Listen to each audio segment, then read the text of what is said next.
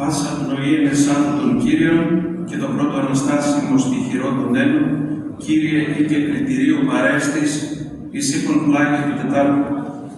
Ο ύμνος Πάσα πνοή είναι αρχαίος ύμνος βασισμένος στους ψαλμούς 148 και 150. Το αναστάσιμο τροπάριο, Κύριε ή και κριτηρίου παρέστης, αποτελεί ύμνο του Αγίου Ιωάννη του Δαμασκηνού και αναδεικνύει το παράδοξο της ταυτόχρονης παρουσίας του Χριστού ως κρινόμενου ανθρώπου ενώπιον του Πιλάτου και ως Θεού στον ουράνιο θρόνο, τονίζοντας την απελευθέρωση του κόσμου από τη δουλεία του αλωτρίου. Συνθέτης του είναι ο Ιωάννης ο πρωτοψάλτης της Μεγάλης του Χριστού Εκκλησίας.